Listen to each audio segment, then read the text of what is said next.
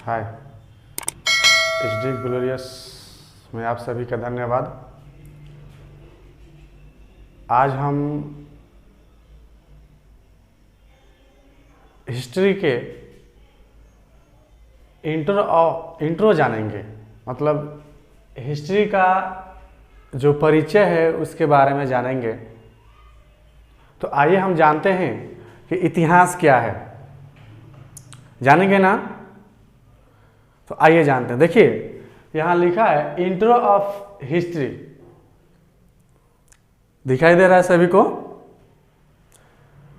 साफ दिखाई दे रहा है ना? हाँ, तो देखिए इंट्रो ऑफ हिस्ट्री, इसका हिंदी हो जाएगा इतिहास का परिचय। क्या हो जाएगा भाई? इतिहास का परिचय। तो आज हम इतिहास का परिचय आपको बताएंगे कि इतिहास क्या है। तो देखिए यहाँ पे सबसे पहले तो बताएंगे कि इतिहास को दो खंडों में बांट दिया गया है, दो शब्दों में अलग कर दिया गया है। जैसे यहाँ पे देखिए हम लिखे नहीं हैं, लिख के बता देते हैं। देखिए कैसे किया गया है। देखिए इति प्लस हास बराबर आपका इतिहास हो जाएगा। ठीक है, तो आपको पता होगा कि इति का मतलब होता है बीता हुआ। ठीक है, आहास का मतलब होता है कहानी। यानी मेरे कहने का मतलब हो गया कि बीते हुए कहानी जानना ही या बीते हुए घटनाओं के बारे में जानना ही इतिहास कहलाता है। जैसे देखिए यहाँ पर परिभाषा में दिए हैं कि बीते हुए बातों को जानना ही इतिहास कहलाता है ना। क्या बाबू समझ में आ रहा है ना? उधर कहाँ देख रहे हो? उधर खड़ा हो जाओ। कहाँ देख रहा था उधर भाई? अरे थोड़ा सा सुनर से, एकदम सुंदर से पढ़ लो, ध्यान लगा के पढ़ो जैसे हम बता रहे हैं, तभी ना डीएम कलेक्टर बनेगा तो मेहरुआ मिलेगी सुनर। न तो अगुआ कौआ द्वार पर झाँके नहीं आएगा तुम्हारे लिए। हाँ देखो, थोड़ा सा ध्यान से देखो। हाँ तो क्या, तो इतिहास किसे कहते हैं? तो बीते हुए बातों को जानना ही इतिहास कहलाता है। अरे भाई सोच रहे हो हमको ऐसा मैंने बोल दिए हैं, ऐसा बात थोड़ी है। तुम बहुत अच्छा पढ़ने में हो, जरूर डीएम एसपी बनोगे, अगुआ के भरमार लग जी तरह द्वार पर। हाँ देखो बढ़िया से देखो, सोचा मत वही बारे में। अरे देखो, बीते हुए बातों को जानना ही इतिहास कहलाता है। समझ में आया? अब देखिए इतिहास को पढ़ने की सुविधा से, जैसे नहीं होता है कि क्या पढ़ें, कहाँ से क्या पढ़ें कि इतिहास का जानकारी मिले, तो कुछ लोगों ने इसको पढ़ने की सुविधा से 3 भागों में बांट दिया। जैसे पहला हो गया आपका प्राचीन भारत। क्या हुआ? प्राचीन भारत। दूसरा मध्यकालीन भारत, और तीसरा आधुनिक भारत। ये पढ़ने की सुविधा से इसको 3 खंडों में बांट दिया गया इतिहास को। ठीक है, कितने खंडों में भाई? तो 3 खंडों में बांट दिया गया। ठीक है, ताकि हमें पढ़ने में सुविधा हो। क्या हो? तो पढ़ने में सुविधा हो कि हम आसानी से इतिहास के बारे में जान सके। ठीक है, अब आइए नीचे आता है कि इतिहास को कितने स्रोतों में बांटा गया है, कितने स्रोतों से इतिहास का जानकारी हमें मिलता है। ऐसे तो इसको 3 खंडों में बांटा गया है पढ़ने के सुविधा से, लेकिन यहाँ पे इतिहास का स्रोत, किसका जानकारी हमें किन किन स्रोतों से मिलता है। तो देखिए सबसे पहले यहाँ पे इसका 3 स्रोत है। पहला है धर्म ग्रंथ, दूसरा है ऐतिहासिक ग्रंथ, और तीसरा है विदेशियों का विवरण। ठीक है, देखिए धर्म ग्रंथ में आता है रामायण, कुरान, गीता, बाइबल। ये सब क्या है? धर्म ग्रंथ है। इसको धर्म ग्रंथ हम बोलते हैं। धर्म का मान्यता प्राप्त इन ग्रंथों को, और इन ग्रंथों को हम पढ़ते हैं तो कुछ हमें ऐतिहासिक जानकारी प्राप्त होता है। जैसे देखिए अगर हम रामायण पढ़ते हैं तो रामायण से हमें इतिहास का जानकारी प्राप्त होता है।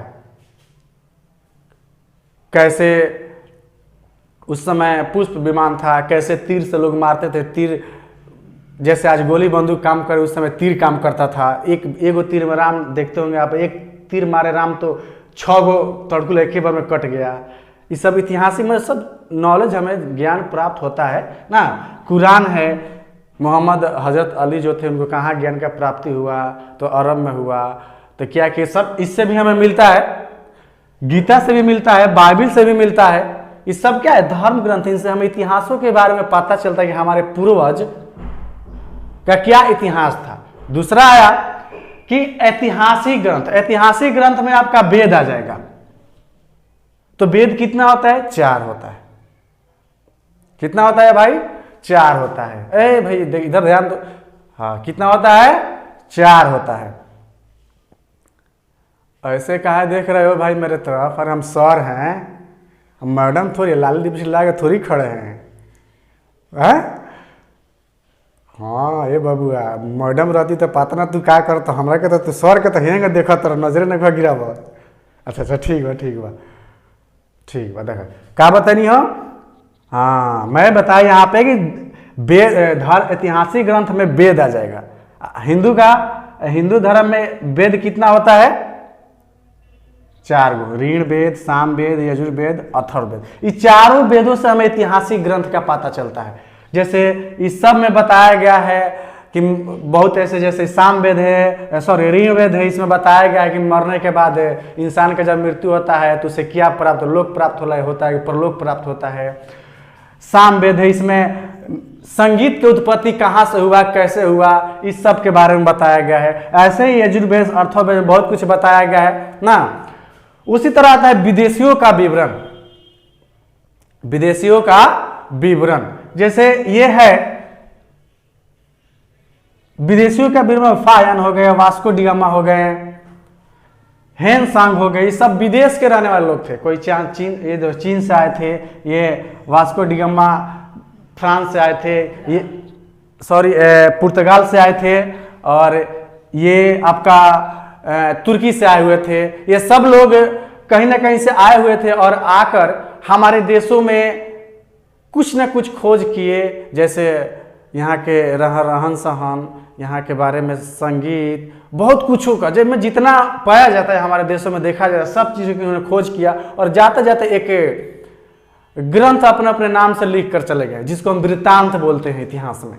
ठीक है, तो उन सब से भी हमें क्या होता है, तो इतिहास का जानकारी मिलता है। इन सब का, ये जो लोग आए थे विदेश से, इन सब का, हाँ क्या कर रहे हो जी, खड़े खाए हो? बाहर जाना है? कौन बुला रही है? तो इतना, इससे ज्यादा बेचैनी बाहर जाने का मतलब यही ना हुआ कि तुम्हें कोई बुला रही है? अरे पहले इस पे ध्यान दो, उसके बाद उन लोगों का लाइन लग जाएगा ऑटोमेटिक तुम्हारी जिंदगी में। बैठ जाओ, थोड़ा सा ध्यान दे दो, बस 2 मिनट और। हाँ देखिए, इन सब का देन इतिहास के जानकारी में बहुत ज्यादा है। ये लोग बहुत कुछ दे के हमें गए हैं, यहाँ तक कि हमारे देश को नहीं, ये जहाँ गए हैं अपने देश में, वहाँ के भी लोग हमारे देशों के बारे में इनके वृत्तांतों से, ग्रंथों से जो लिख कर गए हैं, उनसे जानकारी लेते हैं कि भारत में क्या अभी है और क्या पहले था। तो आज का ये मेरा हिस्ट्री का इंट्रो था, जो आप लोग जाने और मैं बताया। तो ये आज का इंट्रो ऑफ हिस्ट्री आप लोगों को कैसा लगा, ये आप सबको कमेंट में बताना है हमें। और मेरे चैनल को ये वीडियो अगर सही लगा होगा तो सब्सक्राइब जरूर कीजिएगा और शेयर जरूर कीजिएगा। तब तक के लिए धन्यवाद। फिर मैं कल इसी टाइम इसी वक्त आप लोगों के लिए एक नया वीडियो और धमाकेदार वीडियो लेकर आऊंगा।